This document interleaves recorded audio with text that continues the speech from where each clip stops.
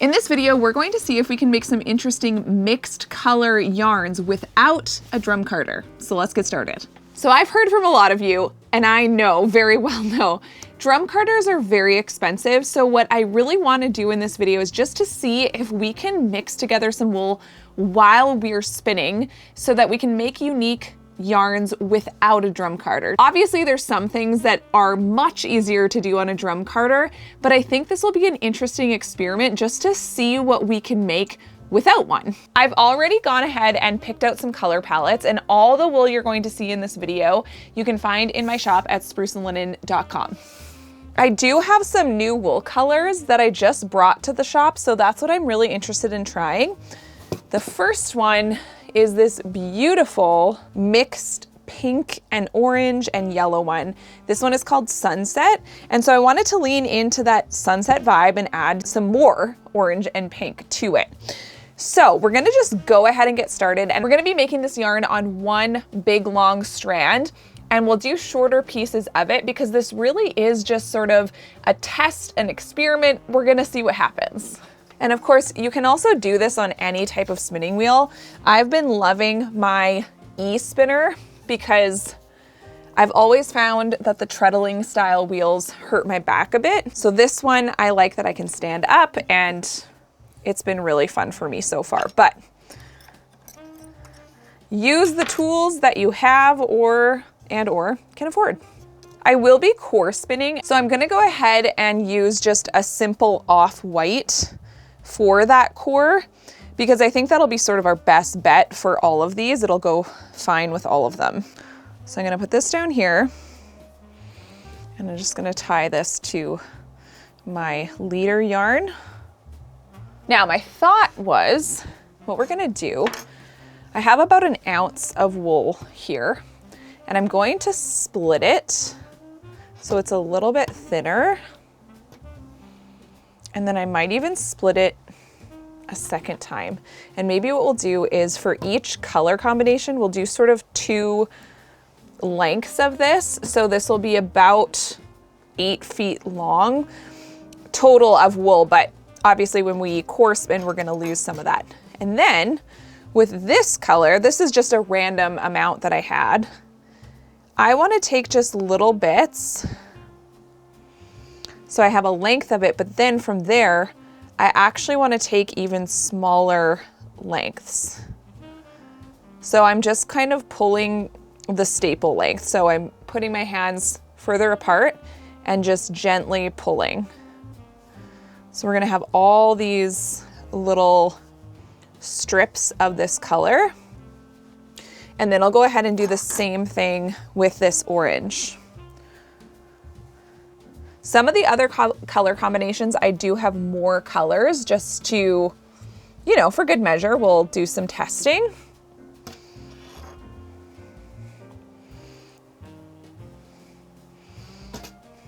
Again, just pulling little pieces. And whatever we discover in this first yarn, we can take into the next one and see if there's anything better, a better way to do it or anything I would change. All right, so now we have all these little pieces. I'm gonna slow this right down. Since I'm going to be needing to grab more pieces, we'll have it nice and slow so I can kind of control better what I'm doing. Okay, so the first thing I'm gonna do is I'm just gonna start out with this one yarn. So we just have the mixed yarn here. Let's just get this out of the way. I kind of did that a little bit much. And already with this yarn, there is going to be color variation, but my thought was if we randomly grab another piece of just the pink,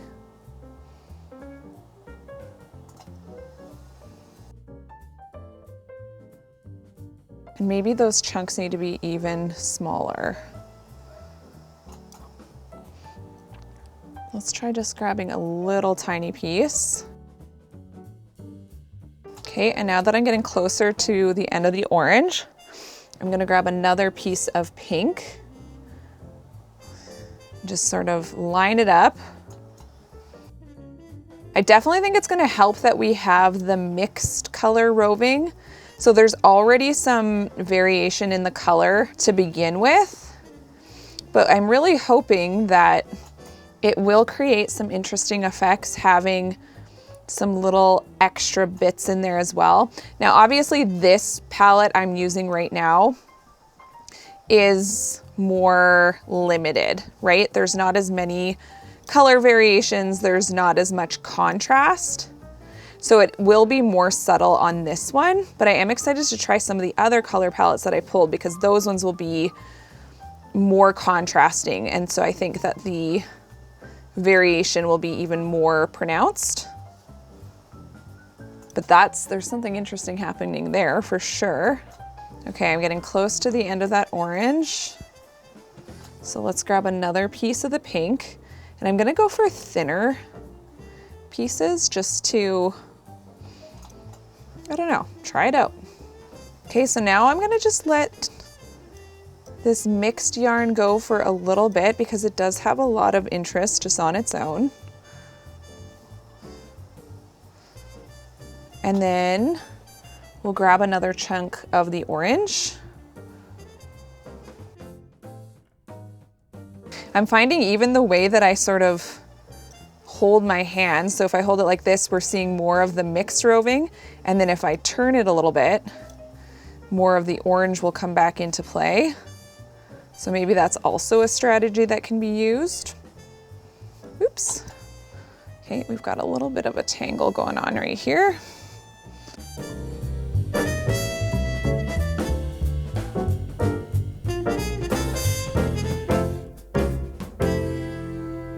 So I've reached the end of the orange and grabbing more pink. So I'm just gonna keep going back and forth until I've finished up this amount of wool.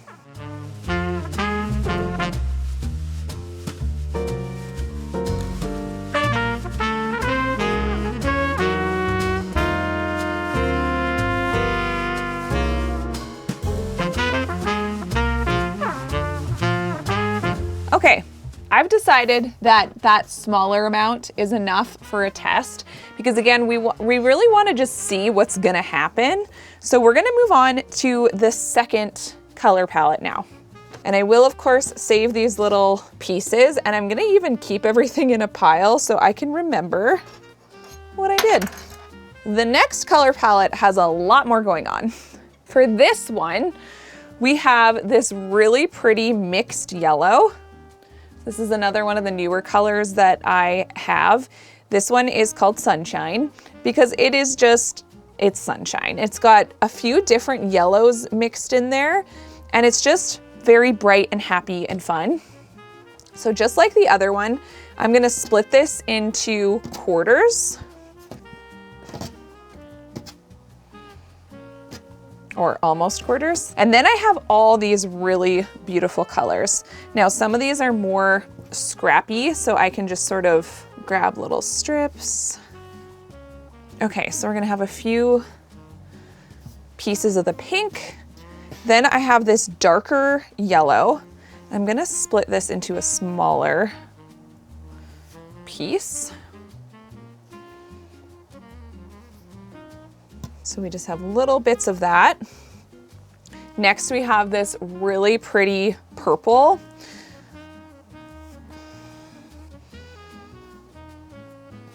We'll do a few of those.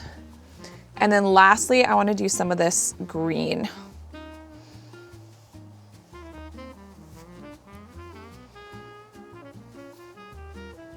Okay, so just like with the other one, we're going to be mixing this right on the wheel. So I'll start my yellow,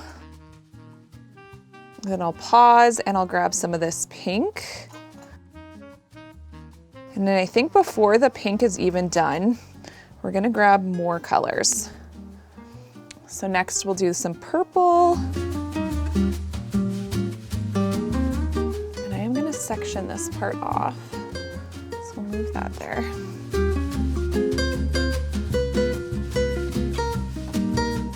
And this yarn will by no means be perfect. This is my first time trying something like this, but I was just really curious to see what we could accomplish without a drum carder, because I know that that's something that not everyone will have the chance to work with.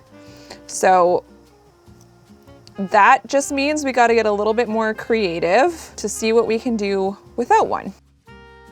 So more purple. Actually, maybe I'll go pink. And I just realized I haven't even grabbed this yellow. I'm not even sure that yellow is going to be very, I don't know, effective, just because it is so similar to the mixed yellow. It is a bit darker though, so it might be nice to try it.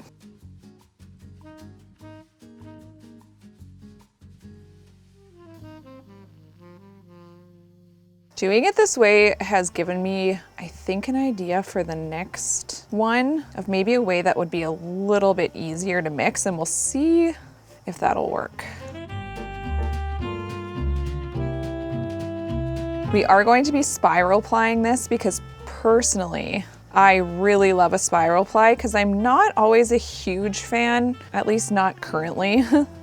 My likes and dislikes can vary greatly, but right now I'm really a fan of the spiral ply because I like that it kind of gets us away from this candy stripe looking yarn, and it creates some really interesting variation, and I kind of prefer it to the really stripy look. And there's nothing wrong with the stripy look. I'm just not sure how to incorporate that into my weaving as easily. Whereas this spiral ply has been really, really beautiful for different landscape pieces that I've been working on lately. Ooh. Just gonna back up a little bit.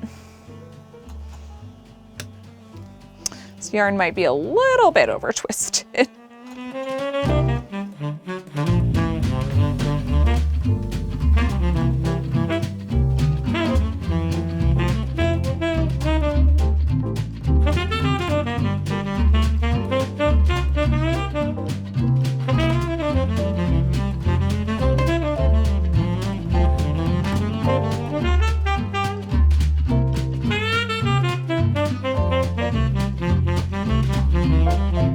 Okay, so we're done that little experiment. I'm really excited to see this plied because that's where it's really gonna come together. We're gonna move on to the next color palette, and that is going to be this one that kind of made me think of maybe like a lavender field kind of idea. This mixed green is already so beautiful. And what I want to try on this one, we're gonna split this up again. But what I would like to try is, this is also a mixed purple, so it's just really subtle. But I'm wondering if we could actually just try to tuck these pieces right onto our main piece. So if we go from that light purple and then maybe to this lighter green, kind of overlap those. And with this really fine merino wool, it's like sticking really nicely. And we can even kind of like rub that in, see if this works.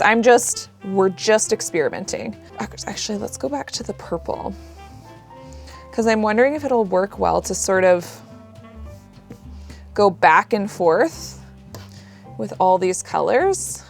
So we're just kind of painting little pieces onto this longer piece. So let's get more of the light green, and then we're gonna go to the darker purple, darker green. So this one will be a little bit more evenly, the colors will be more even throughout, because the last one was kind of more random. This one is going to be a little bit more even, and we'll see what kind of effect that has. Okay, so we have that all kind of just laid out like that, and I'm loving that color combination a lot. So let's start this one and see what happens. So I'm gonna be starting it right over top of this yellow just to start it.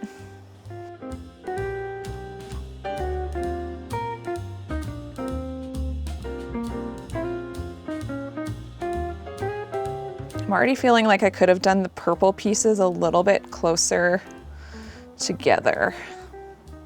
So I'm gonna bring that one up a little.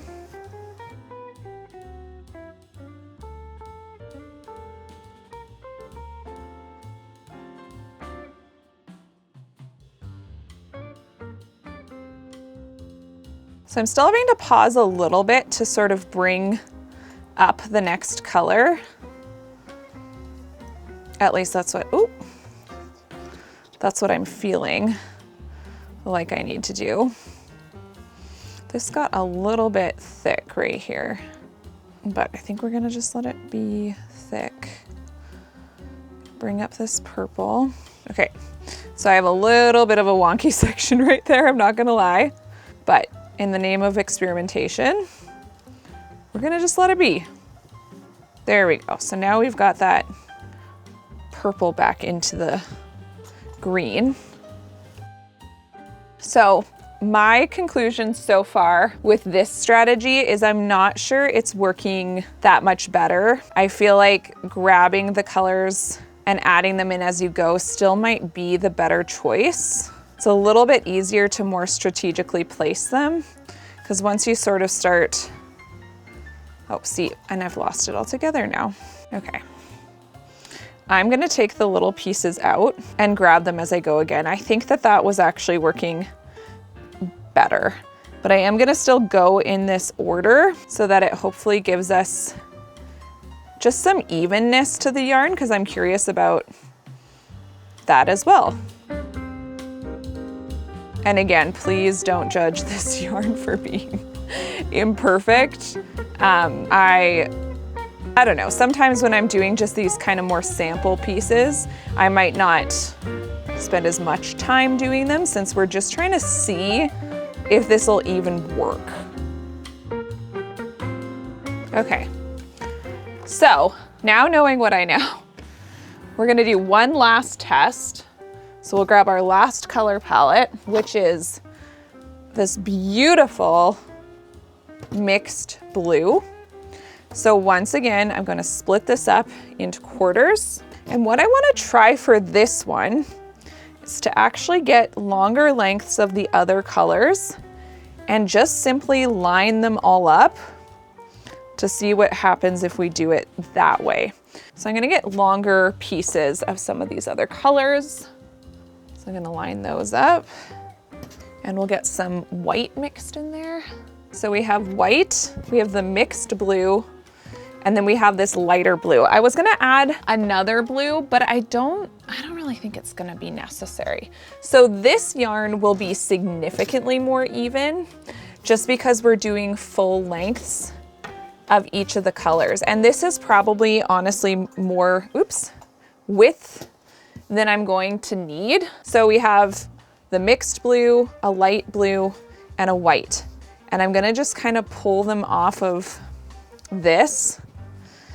So I'm gonna see what happens with that. I don't know if I'll like that as much, but considering we're just doing tests, it's a good time to try out those kind of strategies.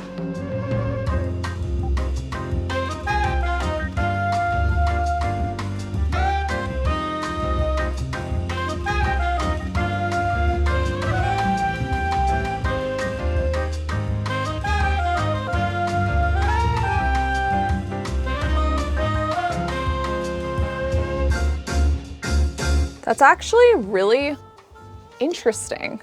I'm surprised, because I thought that this way would make it so even, but because I'm not capable of like pulling everything super evenly, it is giving us variation. I mean, even just by turning this bit of wool, you can see that it's allowing one color to show more than the other. That is interesting. So it's kind of like you're actively mixing, just like we were with the other ones, but instead of grabbing new pieces, we're just sort of turning things and allowing one color to show more than the other. This one's also a little bit more thick and thin, which I kind of like. Now the white, for whatever reason, keeps slipping away.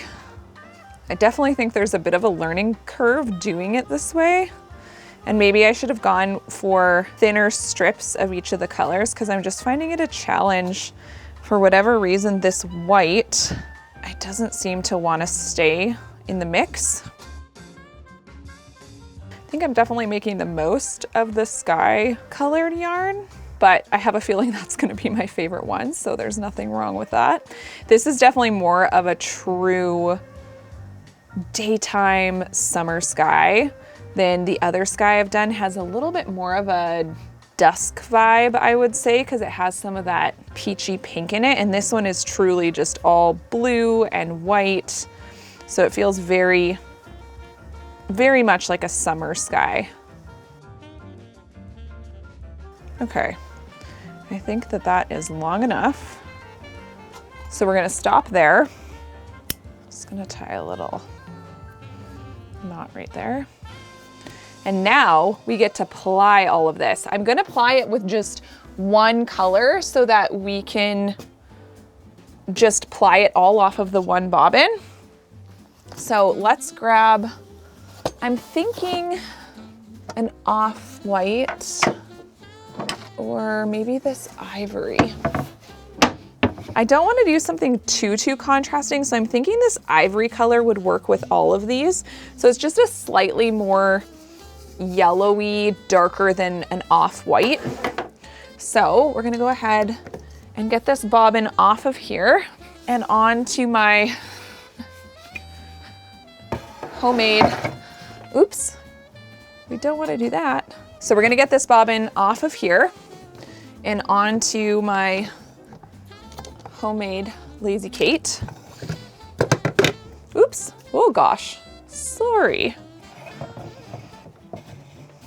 So I'll put this down here and then I'll grab another one and that's where I'll put my plying string. I like to keep them really nice and separated because we don't want them to mix randomly. I definitely want them to be apart so we can do this properly. So I have a new bobbin that will slip onto here.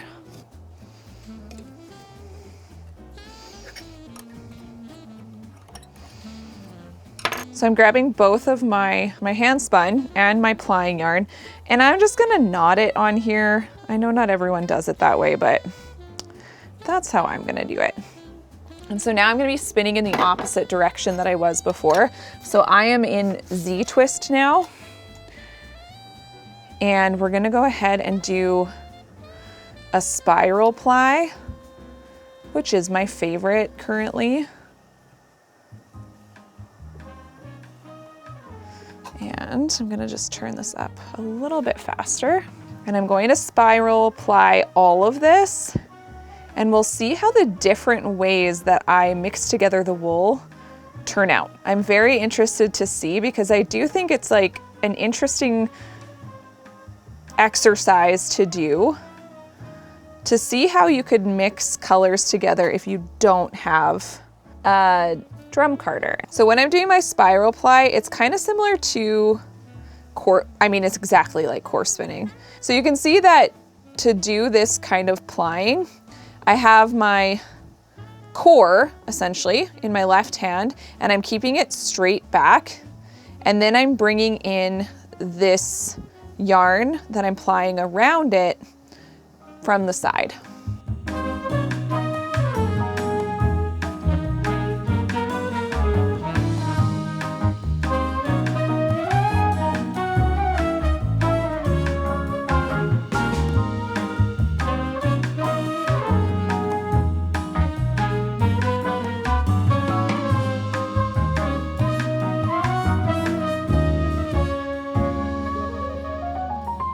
Okay, so now we're on to the green yarn.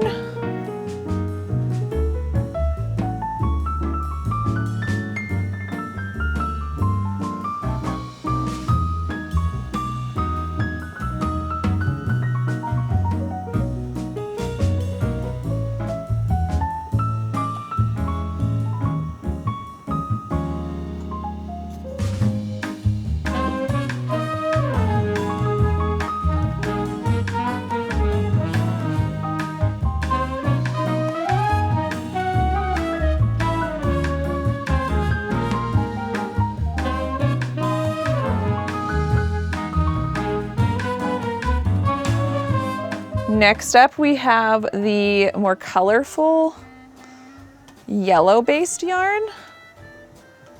I'm really excited to see these off of the spinning wheel because that's where we really get to see how they turned out.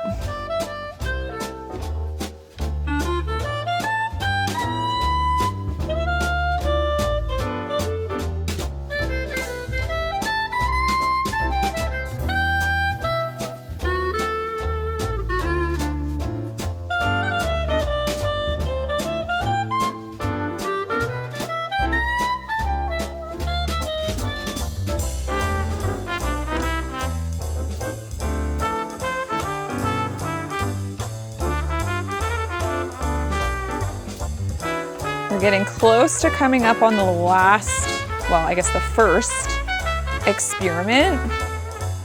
And then we're gonna get this off of the spinning wheel, off of the spool, and see what we think of each experiment.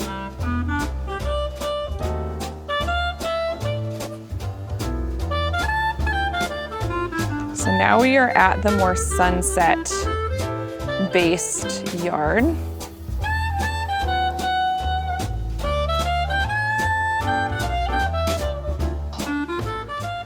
Oh, I'm so close, but my back, it's struggling.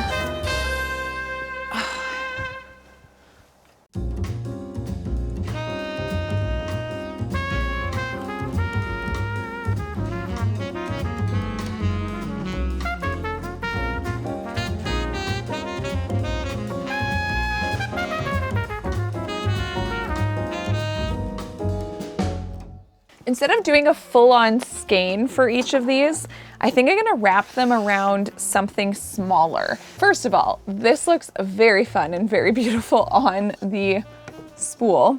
But I think what I wanna do, because these aren't each gonna be very much yarn, I'm gonna wrap them around something smaller so that we can see the yarn together a little bit more. So I'm gonna just take my little book and I'm gonna tie this like a skein, but it's gonna be just a little miniature skein because we didn't do very much of each color. I just wanted to test things out without committing to a huge amount this time. I feel like on the drum carder, it's a little bit easier to tell if the yarn will turn out based on the bat, but when we're kind of making the bat as we go, that feels a little bit more risky. So I'm gonna go ahead and do that with the rest of these, and then we'll look at all the finished yarns.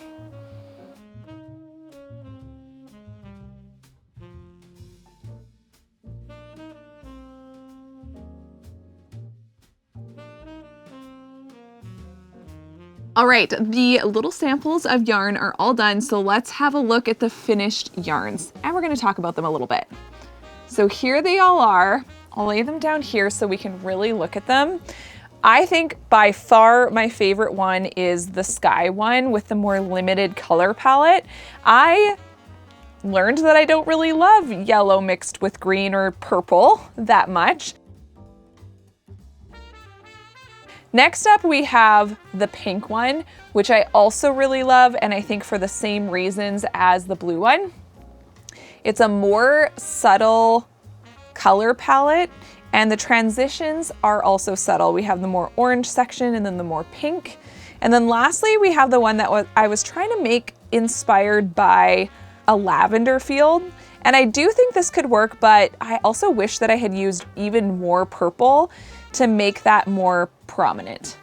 All in all, I do think it's completely possible to create some interesting and variegated yarns without a drum carder. Let me know what you think of this strategy in the comments down below, and if you enjoyed this video, check out this one next. And don't forget to subscribe.